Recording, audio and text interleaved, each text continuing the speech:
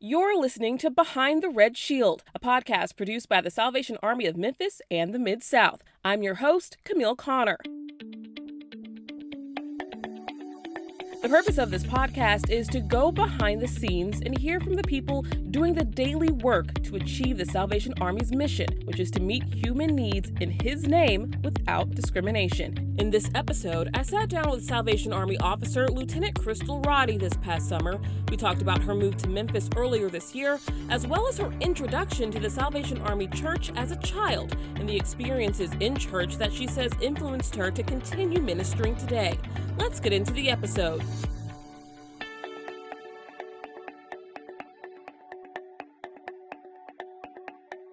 Lieutenant Crystal Radi, thank you for joining us for Behind the Red Shield podcast. How's your day been going so far? My day has been great. Just finished up with VBS for day one. So excited, always excited about VBS. I remember those days as a kid going to VBS and everything. And I haven't volunteered as an adult, but how are things with VBS so far this summer?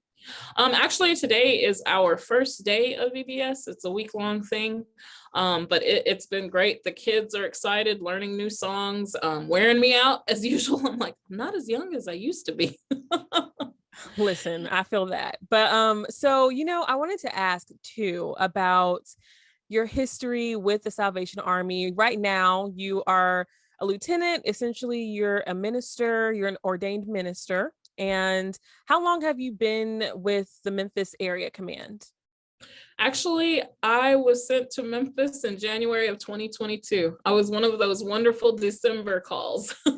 Yes. Oh, man. And what people may not realize, I mean, they see us ringing the bell outside of stores in the Christmas season, but that's a really busy, season for us. So for you to be called here during that time, that's quite a transition, isn't it? Yes. And I have 3 kids who moved with me. So, well, they're not kids anymore. They turned into adults somewhere. But 3 of my children moved with me. And it is an ordeal to be able to pack, do kettles, just do all of the Christmas season. But again, if the need wasn't there, they wouldn't have called me, of course. So, if they called, then they need you. And me, just like whenever I signed up for the Salvation Army to be an officer in the Salvation Army, I'm just like, Lord, wherever you need me, I'll go. So when they called those, of course, I said, yes, I'll go. Right. And I mean, even during that time, from 2021 to 2022, that winter period, I mean, we're still going through and seeing the effects of this pandemic. So that need was absolutely there when you were called here. And I mean, since you've been in Memphis, what have you realized about the need here, and how have you tried to go about meeting that need from the ministry aspect?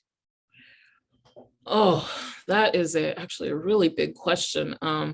Because the need is real. And as you know, just going from one Salvation Army locale to another, the need is different. And so whenever you get here and, I see the population that we are meeting the needs for, we have the shelter, we have women who, have been displaced, whole families, like women and their children.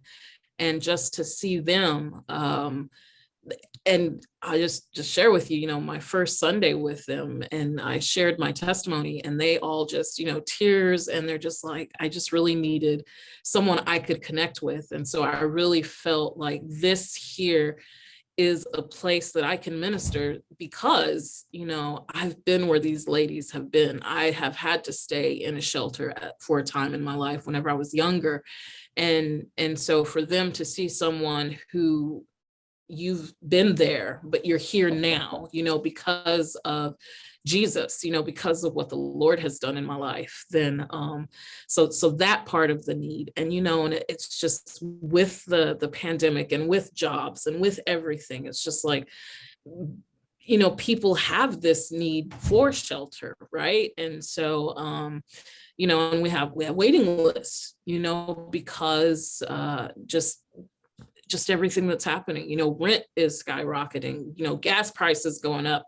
You think, okay, that affects that, but that's like this domino effect that affects everybody financially. So we're dealing with not having food, not being able to pay rent, not being able, having to make a choice. Am I going to put gas in the vehicle, or am I going to buy food, right? And so we're seeing a lot of that happening right now. So yeah, the need is great. And you Here. mentioned, that you have been there before. Could you talk about, your past and your um, need to seek shelter at a difficult time in your life? Well, I just remember, just to share with you, even my past with the Salvation Army, it all kind of comes together. And even though it wasn't a shelter with the Salvation Army, at the time, my mom was in an abusive situation. And so because of that, she basically like left the household with nothing but the clothes on our back and, the important documents. And that's all we had. And we stayed in a home for abused women for over a month, until she could find a place. And then whenever she found a place, of course, we had nothing. And, where you can go to get that help because, it's Salvation Army. And so we went to the Salvation Army to get food, and they gave us a voucher for food, gave us a voucher for clothes, a voucher for furniture to put furniture in the house, all of that. And then after they had provided all those needs, those physical needs that needed to be met, the person at the window asked my mom if she would like to go to church on Sunday. And, my mom, she said yes. And I didn't want to go because, well, we're those poor kids having to have the Salvation Army, and now you're telling me I have to go to church on Sunday. So she takes us to church on Sunday, and lo and behold, like we were only a block and a half away from the Salvation Army church. And so we actually walked there Sunday mornings. And it took me a little bit, but discovered that, well, if I have to be here, I might as well enjoy it, right? And then, just the Lord really showed himself, and just everything. And the Salvation Army has been a huge part of me growing up in my faith, for one, just experiences that I've been able to experience because I'm a part of the Salvation Army. Like they taught us to play instruments. They took us to camp during the summer. I'm one of those kids who I went to the Salvation Army camp. I was, youth councils, all of the youth events that we were able to take part of. And eventually, my first job was bell ringing. So, very much my officer came to me and said, "Hey, you want to ring bells?" And I said, "Sure." And so just from that first day of, will you come to church with us? Well, really just us knowing that you go to the Salvation Army if you need help. And from there, just built this relationship to where eventually, I was just, I worked, actually worked at the food bank for the Salvation Army as a manager for a while there, then became the youth pastor for the church. And then eventually, I stepped away to become a teacher for a bit, but the Lord kept calling me to ministry. And I just finally was just like, okay, Lord, I'll go. And so here I am now as an officer. That's amazing. And, we talk about how at the Purdue Center of Hope, we have mothers and their children, and they're both going through, joint experiences, but they have different experiences too. And you touched on just you being a child, you just kind of wanting to not have to go to church and things like that. But, once you started going to church and being involved, what was it about that experience that you think, really gave you encouragement from a child perspective? From a child's perspective, it was just how the Salvation Army just poured into me as a kid personally, not just me, my whole family. It was like we went to a place where people just, they loved us and loved on us. There was no judgment, no, you're part of the family. And so became a part of the Salvation Army family, who were just showing me the love of Jesus, showing me their love. And, and eventually, I just remember the social worker, the one who actually wrote the voucher for my mom, she actually ended up being like my Girl Guard leader, it's kind of like the Cub Scout program. And I just remember her just taking me everywhere, to get all of my badge work done. And she would take me to her home, and she would take us to eat. And she just absolutely poured into me as a person and encouraged me to be, everything that God has created me to be. And I mean, that was, and it was, like I said, it was like that heart to God, hand to man. Here they were just pouring into me. And that was just an amazing experience. Some of my fondest memories are of Salvation Army people who have been in my life just each step of the way. And, and from there, because I was in New Mexico, moved to Richmond. And of course, the first thing we looked up was the Salvation Army, because that was home. And then stepping into that place and it's home, it's just like, it's just a big family. Yeah. I mean, like you said, here you are now. You've had quite the journey. Clearly, you like working with children because you were a teacher at one point, a youth pastor at another point. Do you feel like your experience as a child is what influenced your career and then your interest in ministry? Absolutely. It was there at the Salvation Army I was introduced to Jesus. And then I was discipled by people in the Salvation Army, other Corps officers who discipled, poured into me, taught me scripture. And, even at that time as a kid, it was just like, I never in a million years thought that I would ever be an officer, because I kind of put them up on this pedestal just because of just how absolutely amazing these officers had been in my life, And then whenever I was 14, I had one of my officers tell me, you realize that, God could call you to do this. And I'm just like, no way. And lo and behold, they poured into me to be a leader in the Salvation Army. Like, they gave me leadership opportunities. Like, at the age of 12, they had me in there teaching a Sunday school class. At the age of 15, they were just like, you want a youth group? We'll put the adults in there, but you get to lead, And so every chance that they got, they put me into leadership roles, as a young person. And of course, just naturally, as each of those things built, and becoming a youth pastor, and actually leaving teaching and then going back to being a youth pastor, I would say that it definitely was the people who poured into me as a kid and, shaping that path for me, because it could have been so many other things.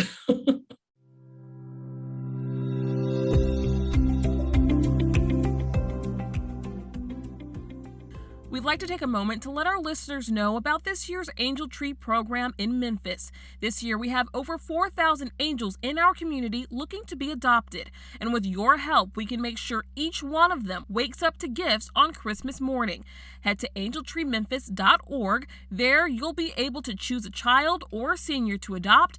The deadline to send in new unwrapped gifts is December 9th. Thanks to you, they'll be able to experience the magic of Christmas. Let's get back to the episode.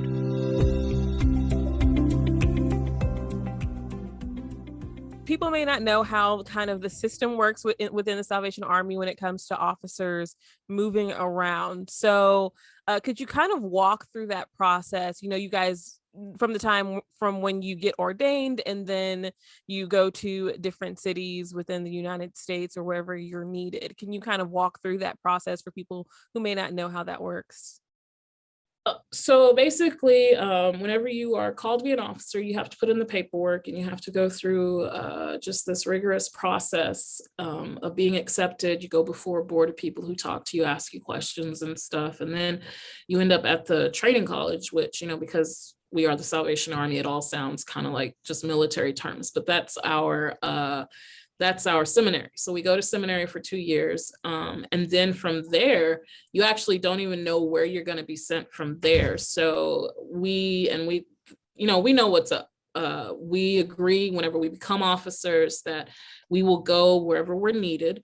And because I was ordained as an officer in the Southern Territory, basically, I will stay in the Southern Territory unless, and of course, it's always, if there's a need, they can present to you to go to somewhere else. But for the most part, I'll be in the Southern Territory. And then they send you where you're needed. So whenever I was ordained or commissioned is what we call it, I was actually sent to Norfolk, Virginia.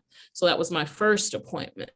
And then after that, the moves came out and I was sent to area command of the Hampton Roads Area Command, which was still in Norfolk. And then, like I said, in December of 2021, I got the phone call saying that they had a need here in Memphis and explained the situation and said, will you go? And, and part of the reason that they even called to say, will you go, is because it was a strange move and it would have meant moving my children in the middle of the school year. I had one daughter who was actually in public school. And so they did have that courtesy to say, this is what's up. And I just told them, I said, God has always had me. And if this is where he needs me, then he's got my daughter too. And so then you get that phone call. And then, of course, you get your move day. Now, usually you are in a place for 3 to 4 years, some longer, some shorter. Like I said, like you really don't know, but on average, it's about 3 to 4 years. And then in about April, they start making moves. Like they look and they see, and all of that process happens way above me. So they know the needs. They look at the territory as a whole, where there may be officers retiring, there may be officers resigning, there may be just situations that need to be taken care of, and so they usually try to get it all done in April, and then the moves happen in June. And we can be sent basically anywhere in the Southern Territory for the most part, unless there's just an absolute need that you can meet somewhere else. But for the most part, we'll end up in, I'll tell you, the Southern Territory is Alabama, Louisiana, Mississippi, Georgia, Texas, Florida, Virginia, West Virginia, the DC area, I don't know, and Kentucky, Tennessee. So those are all of the places that we sent. I want everyone to know that you just said all of those places off the top of your head. You did not read that. You just knew that off the top of your head. It was like, we know where we can be sent. So it's always one of those things. But no, it's, and like I said, it's a faith walk. If the Lord has called us to it, then wherever we're needed, and that's what I say and hold on to firmly, is that God knows better than me. Even my kids, like they were very distraught, first of all, like, whoa, wait, we're moving out of our division, because they were just like, no. And I told them, I said, you know what, the Lord knew whenever he moved me, he was moving y'all too. So calm down. And I'll tell you, it's just this amazing thing that happens, because once we got here, after about a month here, even my kids were like, Mom, this is exactly where we're supposed to be, because they are just as much a part of the ministry as I am. They are connecting with the kids here, and they're just like, they're connecting. Like I have teen boys who are able to connect with the teen boys here. My daughter, who one of her first experiences with one of the little ones here with the same name, it was just some connection that they have now with the, the families here. And so we're able to just minister together. And what does that really mean? We're just loving on people. We're loving God and loving people. That's so great. And I mean, you mentioned too the importance of meeting people's, immediate needs, as well as meeting their spiritual needs. And can you talk about some of the ways that we do that here in Memphis? Sure. So this, because I did get here in January, so I probably don't even know the whole scope of everything that is happening here, because it's just an amazing ministry that is going on here.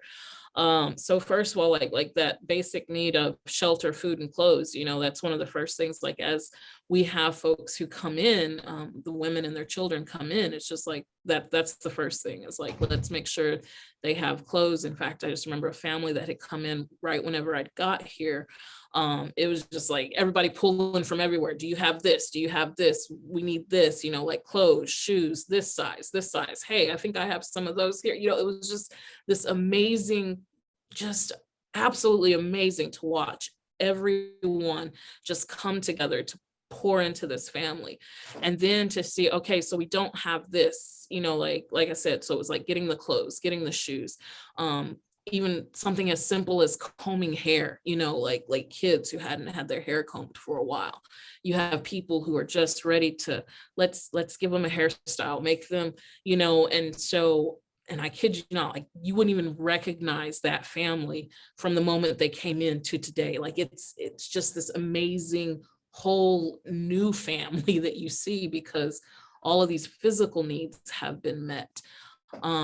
And then, like, I know that we have counseling that is offered here. It's also, like I said, so the physical need, the mental need, there's counseling that's going on, and it's just connection. We have, as humans, like we're made to connect. And so they're able to connect with other people. And then we also, as the core, which is my part, the ministry part, we have a Sunday service every Sunday morning here, for them. And, we average about 40 to 50 people who come for service, where we have a worship service. We pray together. And the ladies, they'll come and talk to us, and it's just like being able to let them know that yes, God is here even in the midst of all of this. God is still here, and he's still in control, and he loves you. And it's just like taking those steps, giving them Bibles. We offer Bible study, and then we have a women's program where we're just fellowshipping. It's just like meeting that need of community, and then connecting with the children. And we just took 40 some odd children to camp, from here, just so that just another experience that, if they were anywhere else, these are not the kinds of experiences that they have. And it was great, because one of our kids was like, I want to go home. I want to go home. But then on the last day, they're like, no, wait, what are you doing? Taking me home? I want to stay. I want to stay, So just because they built those relationships there. So what else do we do here? So like I said, like meeting that physical need, and that emotional support that you need. Like, if you just need to cry with me, let's sit down and cry together, kind of thing. But it's absolutely amazing to see everything that's happening here in Memphis, right here. And, and every day I'm just amazed at what's next. Like one time we had a young lady who had adulted in her previous shelter, so she couldn't be there anymore. So she'd come here, but she was in high school, and and she wanted to go to prom. She's supposed to have her prom. Well, it's like everybody just came together, like prom dress, makeup, just everything, even those things that, we don't think is a need, but you know what?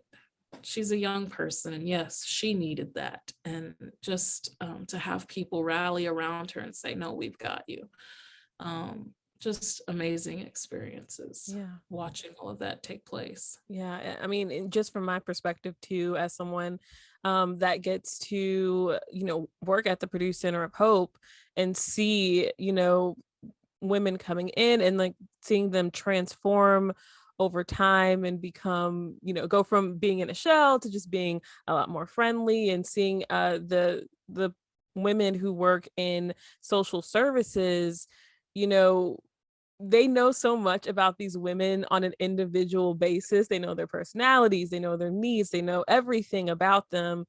And they really build this relationship. And so, yeah, like the prom experience for that young lady who was graduating this year, it's not just about providing a place for someone to lay their head or providing food for them, but, trying to really give them these life experiences too that they can remember down the line. And it's like, you never know what they'll do in their lives, but you do hope that you can help them have those kinds of memories and experiences to lean back on. It's really great because you see that and you watch, sometimes you have the ability to see it full circle.